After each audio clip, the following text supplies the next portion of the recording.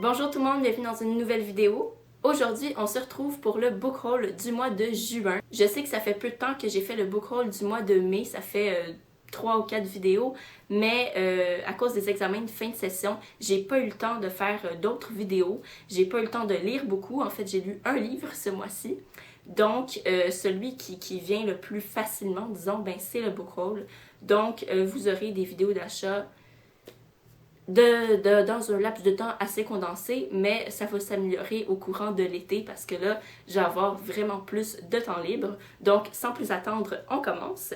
Donc, ce mois-ci, j'ai fait des achats autant à la librairie de mon école qu'au Renaud-Bré, qu'à une autre librairie, soit la librairie Monet, que j'ai filmé pour vous dans le vlog qui est paru il y a quelques jours. L'avantage de celle qui est à mon université, c'est qu'il y a des petits rabais de 1$ sur les livres. Donc, j'en profite pour acheter des livres que j'ai déjà lus, mais que j'ai pas dans ma bibliothèque encore. Alors, c'est le cas du premier livre que je vais vous présenter, soit Harry Potter et l'Ordre du Phénix de J.K. Rowling aux éditions Folio Junior. Donc, dans ma bibliothèque, je sais pas si avec... je pense que vous allez le voir avec l'angle de la caméra. J'ai les folios déjà, j'ai du tome 1 au tome 4 et j'ai le 6e chez les éditions Gallimard, grand format. Mon but en ce moment, c'est d'avoir les deux séries au complet, mais comme les folios coûtent moins cher, je commence avec celle-là. Donc voilà, je suis très contente. Ensuite, toujours à la même librairie, je me suis procuré un livre. En fait, c'est le premier livre, c'est le premier roman d'un monsieur qui était enseignant je sais plus où et qui a tout lâché pour devenir chauffeur de taxi et écrire. Donc, c'est assez fou. Faut avoir du cran pour lâcher sa grosse job et tout consacrer en fait à l'écriture alors qu'on a des enfants puis une famille à faire vivre. Je trouve ça quand même courageux. Donc, il s'agit d'une carte postale de la Lune de Stuart Foster aux éditions Grasset. La couverture, d'ailleurs, est magnifique. Voilà. Et puis, ça, c'est l'histoire de deux jumeaux, Tom et Jack, qui ont 18 ans et qui assistent au départ de leur père qui s'en va vivre sur la Lune pour une certaine mission. Sauf que le problème, et c'est dit déjà dans le résumé, c'est que Tom et Jack ne sont pas deux personnes, mais une seule et même personne. Donc ça traite de la folie ici, et c'est aussi un espèce de remake. Ça s'inspire de l'histoire du Petit Prince. Donc ça a l'air vraiment intéressant. Puis voilà, donc j'ai très hâte de découvrir ça. Ensuite de ça, on change de librairie. C'est faux, c'est faux. Donc, le dernier livre de la librairie universitaire, je me le suis procuré hier, donc à la suite de mon dernier examen, pour me féliciter. Donc, n'importe quelle excuse est bonne pour s'acheter un livre, je suppose, dans ma tête. Alors, je me suis dirigée vers un livre à prix, c'est-à-dire qu'il a gagné un prix et le sujet m'intéresse. Ça parle d'un pays que je ne connais pas, d'une culture que je ne connais pas. Et j'ai toujours cet intérêt-là de découvrir d'autres cultures. Donc, il s'agit de Notre-Dame-du-Nil de Scholastique Mukasonga, qui est une femme et qui est rwandaise. Et ici, il a gagné le prix Renaudot en 2012. Donc, il s'agit de la vie de quelques enfants qui vont à l'école Notre-Dame-du-Nil au Rwanda pendant que se prépare, dans le fond, se prépare juste avant les événements du génocide rwandais.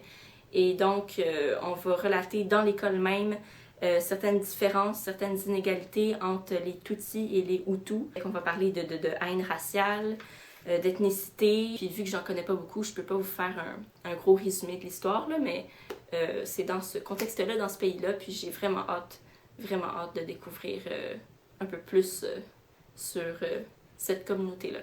Ensuite, on change de librairie.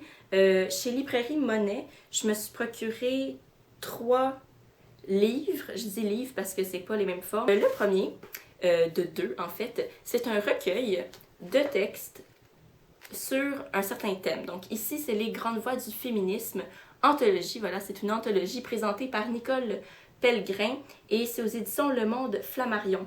Et les collections, c'est les livres qui ont changé le monde à 5$. Puis c'est juste merveilleux, je trouve, pour s'introduire à un sujet qu'on connaît pas. Je suis pas documentée du tout, et là ici, je vais avoir des extraits de plein de textes, de plein de femmes importantes du féminisme, et là je vais pouvoir en apprendre plus. Puis il n'y a pas juste la thématique des grandes voix du féminisme, évidemment. Il va y en avoir sur Charles Darwin, l'origine des espèces, Albert Einstein, Rousseau, Claude Bernard, Introduction à l'étude de la médecine expérimentale, l'utilitarisme, Actes et paroles, plein de trucs, donc c'est vraiment chouette. Et puis le deuxième que je me suis procuré dans cette collection-là, c'est Albert Einstein, Comment je vois le monde. Donc ici, on va parler des opinions ou de la lutte d'Einstein contre le nazisme, entre autres. Donc les chapitres, c'est Comment je vois le monde, Politique et pacifisme, Lutte contre le national-socialisme, Profession de foi, Problèmes juifs et études scientifiques. Donc, ça se présente comme ça, là, tous les livres. Là. On a des lettres, les extraits durent 5 pages, mais vraiment pas 20 pages. C'est vraiment des extraits de textes, des extraits de discours qui se présentent à nous dans le livre. J'ai vraiment hâte de découvrir ça. Lui ici, il a été présenté par Florent Petitpas. Donc, voilà pour ça.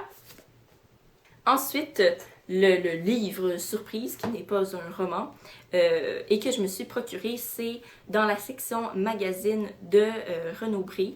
Donc, je me suis procuré Histoire et civilisation par Le Monde du National Geographic. Pour ceux qui ne savent pas, j'ai présenté dans mon vidéo de recueil d'art pédagogique un livre du National Geographic, puis je les aime beaucoup, beaucoup. Donc ici, c'est un de leurs magazines où ils ont peut-être collaboré en fait à cette revue-là.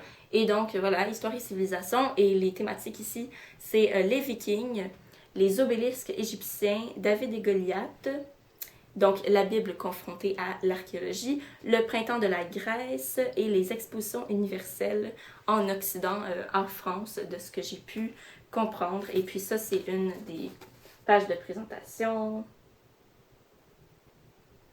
Donc voilà, ça a l'air vraiment intéressant. C'est l'édition je sais pas quel... c'est le numéro 6, oui, c'est bien.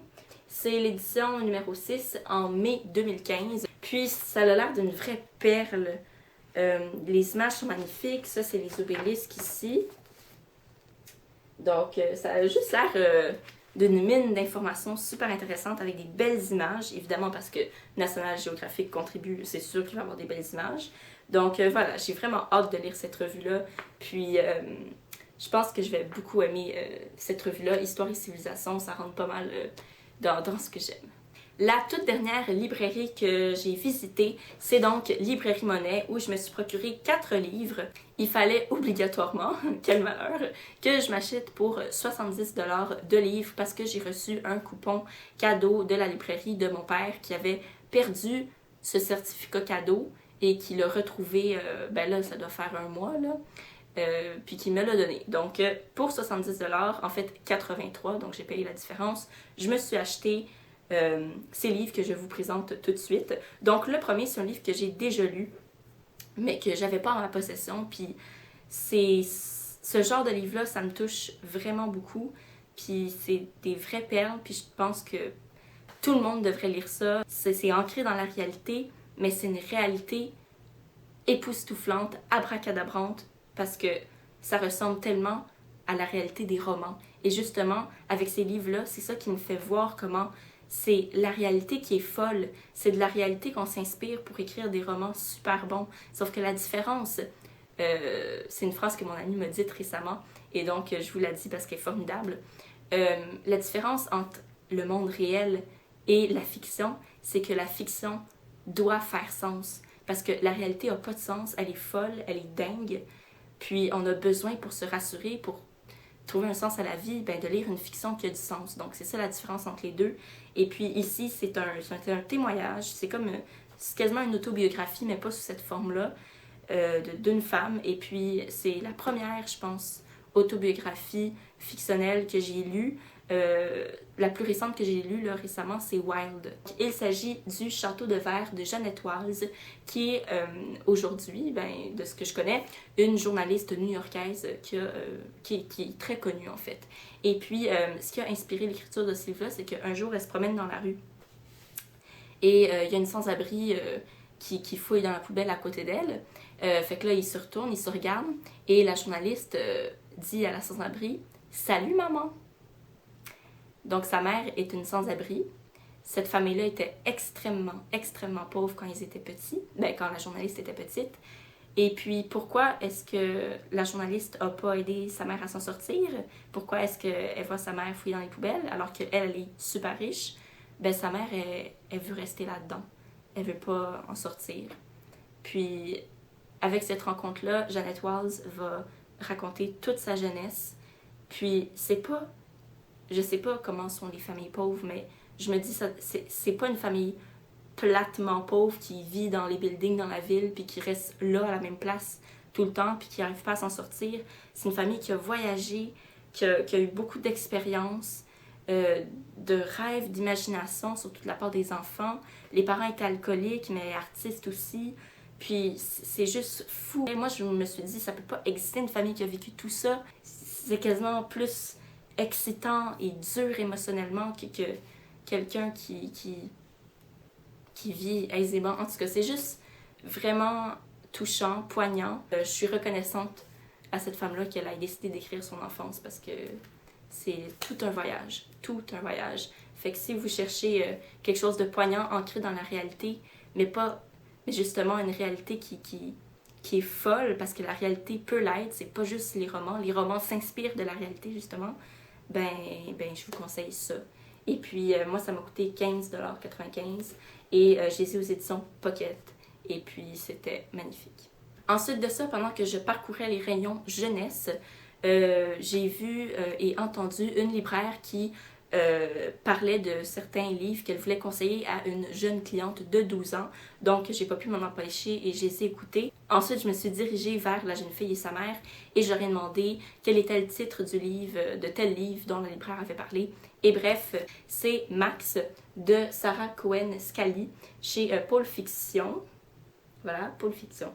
Donc, Max, je pense que c'est assez connu. Je pense que c'est pas publié depuis tout récemment. Là. Je pense en 2012. Ça a été publié en 2012. Et puis, ça a l'air vraiment chouette. J'aime beaucoup les livres sur la Deuxième Guerre mondiale. C'en est un. C'est l'histoire pendant la Deuxième Guerre mondiale, du petit Max qui naît par hasard, là, vraiment, le même jour que Hitler. Et Max, c'est un enfant conçu pour être le parfait petit arien, parce que Hitler va faire accoupler des femmes blondes aux yeux bleus avec des hommes ariens idéaux, quoi. Et ils s'accouplent pour former, dans le fond, la future génération arienne. Et Max est l'un d'eux. Et lui, étant né le même jour qu'Hitler, Hitler devient son idole et veut devenir comme lui. Donc, on entre vraiment dans un autre point de vue de la Deuxième Guerre mondiale. On est complètement du côté des méchants. Et ça m'attire beaucoup. J'ai envie de savoir comment on pense de l'autre côté du miroir. Donc, voilà. Et puis, je sais pas si c'est vrai, si Hitler a vraiment fait concevoir des petits-enfants ariens. Je vais le découvrir pendant ma lecture, dans le fond. Ça a l'air d'être vrai, ça a l'air d'avoir existé. Puis à ce moment-là, on est en 1938. Donc voilà. Et puis c'est écrit que c'est une lecture fictionnelle, oui, mais aussi très documentée. Et moi, quand je vois le mot documenté, vous savez ce que j'en pense. Ça me donne envie. Donc voilà. J'ai, dans le fond, vu un livre dont j'avais entendu parler sur Booktube. En fait, c'est Bulldop qui, un jour, nous a présenté des livres que ses libraires lui avaient conseillés. Quand elle a parlé de ce livre-là, ça m'avait intéressée modérément, là, modestement, je veux dire. Ça a l'air bien, mais pas plus que ça. Et puis quand j'ai lu le résumé en vrai là, du dos de la couverture de ce livre-là, j'ai tout de suite eu envie de le lire en fait. Donc il s'agit de Tant que nous sommes vivants de Anne-Laure Bondou chez Gallimard.